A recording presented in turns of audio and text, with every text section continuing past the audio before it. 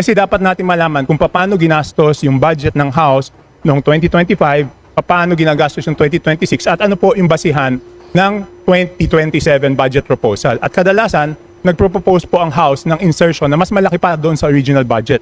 Just like 2026, no? 16 billion lang po ang NEP natin, pero ang total budget is 35 billion. So mas malaki pa. Tapos hindi man pinipresent. Paano po kami magtatanong sa plenary kung hindi naman present po sa budget briefing yung mga pinagkagastusan? So I would like to request, kung wala namang legal exemption o constitutional provisions that exempt the House of Representatives, we must go through exactly the same process as other departments. Dapat po ipresenta po yung budget ng House of Representatives kung wala po tayong tinatago. Bakit hindi natin ipakita kung paano ginastos? Yan lang naman ang tanong eh. Yes or no? Yes po. We are one with you, Representative Chanco, in Ma'am, you're one with pushing me, for but you are just transparency. you're circling around the question. So I want to know, bakit ayaw natin i-pre-plenary yung budget ng House of Representatives? Kong Toby, just to be very clear, we are not saying no. We are saying that this is not a decision that I can make right now. That is subject to the consideration of the House leadership. So again po, I am not saying no. Again, we've done so many reforms to promote transparency. We've done the BARC, bukas na po lahat ng mga amyenda, pinapakita po natin line by line, not just in the House, in the level of the House of Representatives, but even at the level of the Bicameral Conference Committee, pinapakita na rin po natin lahat ng amendments. So again, if this is a push towards transparency, most definitely po, we will support this, but this is not a decision that we can make at the moment. This needs to be submitted for the consideration of the House leadership. Ang NEP po natin, 16 billion. Nag-insert po ng 17 billion ng House. Naging 35 billion yung budget. 2026, ganun din. 17 billion ang NEP, 27 billion ang GAA. So, ibig sabihin, nag-insert ulit ng 10 billion. Tapos, ayaw natin dumaan sa pre-plenary. So, anong problema? Hindi po kaya itotal yun ng ordinaryong mamamayan, Madam Chair. 772 pages yun. Hindi mahahanap yun. Why don't we make it easy for them na ipakita, okay, simula sa distrito na to, ito total budget, ito mga proyekto, ito total budget, ito. Tsaka doon, can you tell me, paano po hahanapin doon yung pinopose ng party list? How will we know sinong party list ang proponent doon sa budget na yon kung hindi po natin ilalabas? Pero nakita ko po yung schedule ng ating budget briefings sa pre-plenary. Wala po doon, hindi po nakaschedule yung House of Representatives. So is there a law that exempts the House of Representatives from presenting the budget to our colleagues before it goes into plenary? In previous years po, if I may respond to Representative Tiangco, in previous years po, there are certain agencies who do not have pre-plenary hearings. They go straight to plenary. So it's not just the House of Representatives or Congress of the Philippines in general. There's also actually SUCs. There are no pre-plenary deliberations. Even the other OEOs, the other executive offices po, hindi na po natin isinasalang sa pre-plenary budget hearings. Pero po, Madam Chair, ang laki po ng budget ng House of Representatives, no? Nasa 30 plus billion. Halos kasing laki lang siya ng DOST. So bakit hindi po natin siya idaan sa pre-plenary hearings? Kasi dapat natin malaman kung paano ginastos yung budget ng House noong 2025, paano ginagastos yung 2026, at ano po yung basihan ng 2027 budget proposal. At kadalasan, nagpropose po ang House ng insertion na mas malaki pa doon sa original budget. Just like 2026, no? 16 billion lang po ang NEP natin, pero ang total budget is 35 billion. So mas malaki pa. Tapos hindi man pinipresent. Paano po kami magtatanong sa plenary kung hindi man present po sa budget briefing yung mga pinagkagastusan? So I would like to request, kung wala namang legal exemption o constitutional provisions that exempt the House of Representatives, we must go through exactly the same process as other departments. Dapat po ipresenta po yung budget ng House of Representatives kung wala po tayong tinatago. Definitely po, Kong Toby, definitely wala po tayong tinatago. As was the case last year when the budget of the House was presented during plenary, tinayuan po ng isa po sa ating mga vice chairpersons, si Vice Chair Maricar Zamora, tinayuan niya po yung budget ng Congress of the Philippines, and we opened the deliberations on that. But if the request of the Honorable Chanco is to do a pre-plenary for Congress, we will submit that to the for consideration of the House leadership, because usually naman po it's something like it's not just the Congress of the Philippines budget. As I mentioned before, there are a lot of OEOs na other executive offices na hindi na po natin dinadaan sa plenary. So we will definitely submit that for the consideration of the House leadership. Madam Chairman, why do we have to submit it? This is about transparency. This is about the budget of the House. May question na nga kung bakit MOOE natin by liquid by certification. So bakit hindi natin ipakita kung paano ginastos? Yan lang naman ang tanong eh. Yes Again, or no? Yes po. We are one with you, Representative Chanco, in Ma'am, you are one with pushing me, for but you are just transparency. you're circling around the question. So I want to know bakit ayaw natin i-pre-plenary yung budget ng House of Representatives. Kong Toby, just to be very clear, we are not saying no. We are saying that this is not a decision that I can make right now. That is subject to the consideration of the House leadership. So again po, I am not saying no. Again, we've done so many reforms to promote transparency. We've done the BARC, bukas na po lahat ng mga amyenda, pinapakita po natin line by line, not just in the House, in the level of the House of Representatives, but even at the level of the Bicameral Conference Committee, pinapakita na rin po natin lahat ng amendments. So again, if this is a push towards transparency, most definitely po, we will support this, but this is not a decision that we can make at the moment. This needs to be submitted for the consideration of the House leadership. Madam Chair, you're not saying no, but you're not saying yes also. Diba? I mean, ano bang problema? What is the problem? Why don't we ask the House leadership? Nandyan man si Speaker, nandyan man si Madjo. Ba't lang natin tanongin? Again po, I am unable to say yes or no to that question because it is not my decision to make. I would have to, again, submit this for the deliberation of the House leadership. And we will rest assured po what the assurance that I can give. If it was within my jurisdiction, I would have been able to decide right here and now. But please give us some time to submit this for the decision and deliberation of the House leadership. But that is no assurance at all. 2025 ang NEP po natin 16 billion. Nag-insert po ng 17 billion ng House. Naging 35 billion yung budget. 2026 ganun din.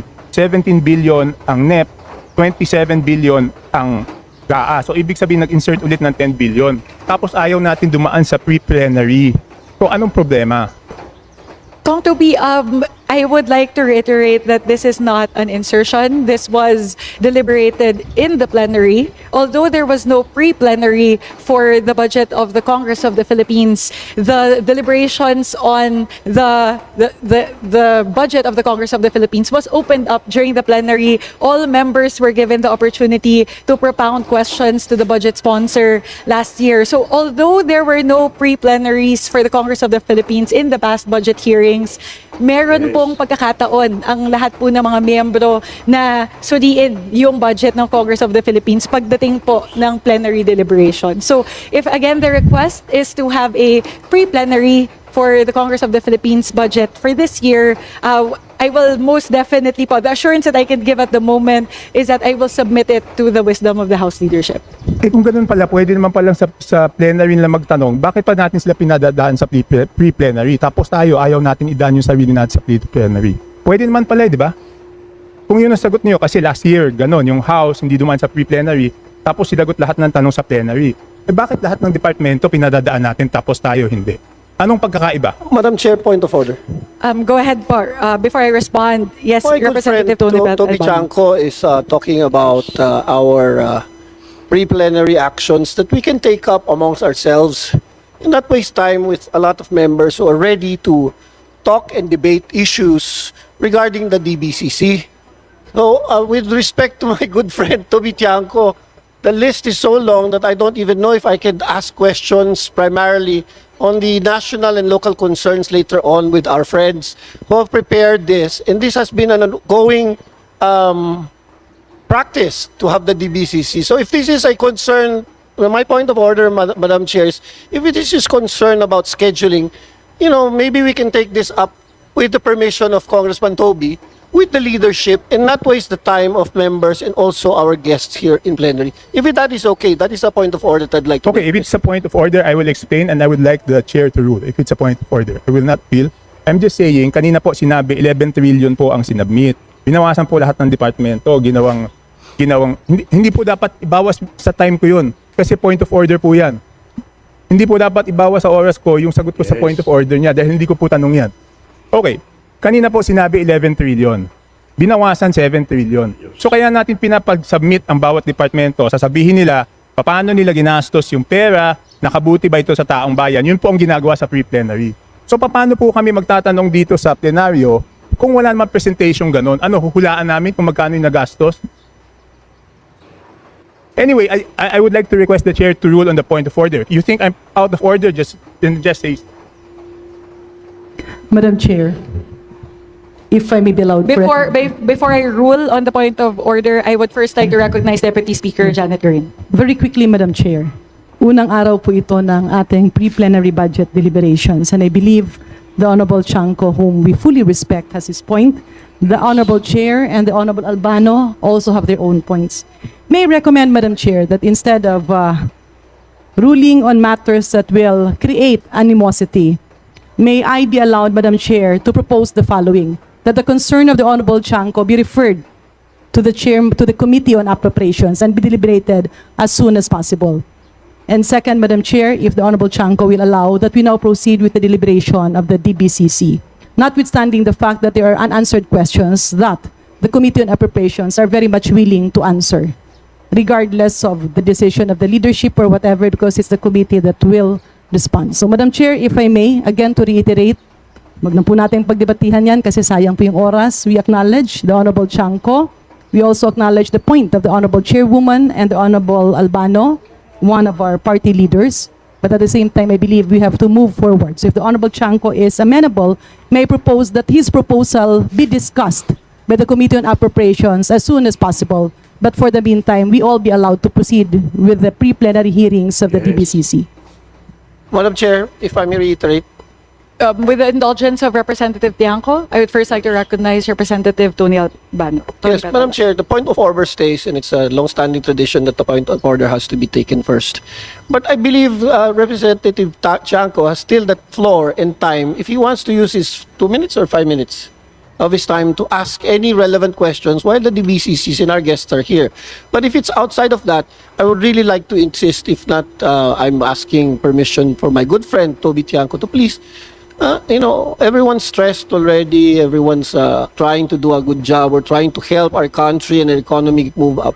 These are the relevant questions that we have prepared ourselves to ask our guests. And if it's not relevant to the context of what we are discussing right now, then you have to rule in favor of the motions of the point of order that this is not exactly the forum for the cause of the good friend from Navotas, Congressman Tiangco, and then we can take it up right away if he wants with the leadership, with the speaker and the majority floor leader and the chairperson. Madam Chair. Thank you, Representative Albano.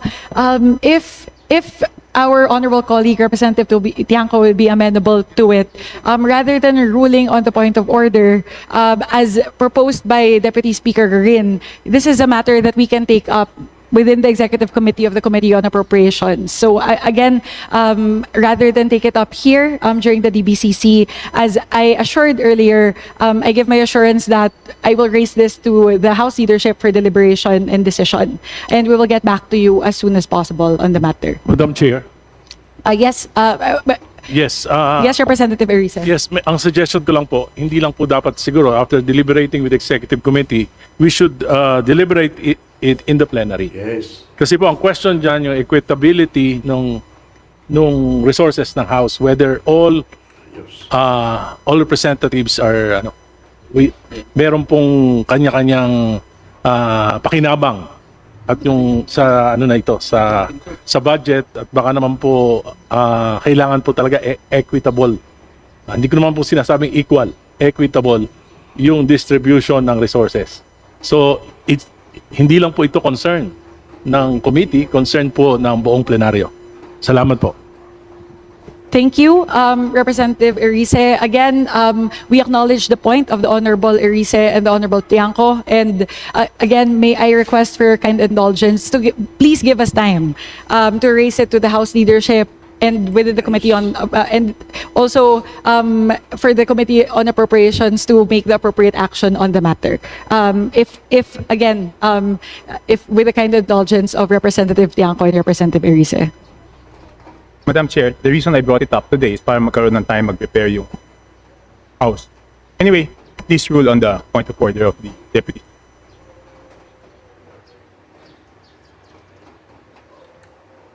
Yeah. Madam Chair, may I request for a few minutes suspension? May I request for a few minutes suspension? Briefing is suspended. Briefing is resumed. Thank you, Madam Chair. May I be recognized? Yes, Representative Albano. In the fairness, so that we can move on, this is only a briefing anyway. I'd like to read on my motion of point of order so that we can move on and ask questions that are relevant for our society and for our district and for the national interest. Thank you, Madam Chair. Thank you very much, Representative Albano. With the point of order being withdrawn, may we now request the Honorable Tiangco to please proceed with other questions that you have for our agencies present here today. Okay. Thank you very much. Ito, Madam Chair, last year, kaya kailangan ulitin to, last year ko pa to tinanong. Nung third reading, and I even wrote you regarding this, no? Malaki po yung kontrobersya sa DPWH projects, no? I requested last year nung nag-third reading, I requested the chair na ilabas yung budget per districts at ilabas yung budgets per party list. Summarized, para alam natin magkano yung total per district at magkano yung total DPWH per party list at saan pumunta yon. Ngayon lumabas na po yung NEP ng DPWH. I am requesting again na sa NEP pa lang, i-post po natin sa ating website yung budgets per district para makita ng lahat yung mga budget ng DPWH per district at yung budget ng DPWH per party list at saan po ito napunta. Sasabihin ulit, hindi po ito kasama sa DBCC. Pero kailan pa ako magkakaroon ng opportunity? Last year, tinanong ko yan nung third reading. Sumulat ako hanggang ngayon, walang sagot for the 2026. So palampasin na natin yung 2026. 2027, bakit hindi po natin, kung talagang gusto natin ng transparency, bakit hindi natin ipakita magkano ang budget per district, magkano ang budget per party list, at saan po ito napunta? Representative Tiangco, what is contained in the NEP? In the NEP itself, if you would look at the budget of DPWH, meron na rin naman pong mga totals doon per DEO. So there's a regional total. There's also a total per district engineering offices. So those information are actually already contained in the NEP itself and later on when the HGAP is filed. Hindi po kayang itotal yun ng ordinaryong mamamayan, Madam Chair. 772 pages yun. Hindi mahahanap yun. Why don't we make it easy for them na ipakita, okay, simula sa distrito na to, ito total budget, ito mga proyekto, ito total budget, ito. Tsaka doon, can you tell me, paano po hahanapin doon yung pinopose ng party list? How will we know sinong party list ang proponent dun sa budget na yun? Kung hindi po natin ilalabas. Representative Tiangco, again, in the there are no proponents for the project. So like if you would look at the HGAB and the NEP, you would see that there are totals per district engineering offices. So there is actually no way to us to be able to create a summary of what are proposed by party list members as opposed to district representatives because there are no such thing as Meron po yan, Madam Chair. Hindi naman tayo pinanganak ka. But again, po, the information that is being asked for, which would be the summary of the budget per district engineering office, per regional office, they're all contained there in the NEP. Within the DPWH budget itself. Makikita nyo po yun, naka-separate out po yan sa NEP. Within the DPWH budget, you already have the totals per district engineering office and in the annexes, you have there the line items in terms of the project. So lahat po ng impormasyon na yun, nandun na po yun sa NEP at sa HGAB. Madam Chair, nakasulat po yun sa NEP pero hindi po naka-total per district. Kaka-check ko lang po. Anyway, yun lang po hinihingi ko. So, pwede bang kasi yung DPWH budget is 772 pages. So kung hahanapin po yan ng mga kababayan natin, mahihirapan po sila. Hindi ba pwedeng padaliin natin, ihiwalayin lang natin yung mga proyekto per district. Yun lang po ang hiling ko. Pwede po ba?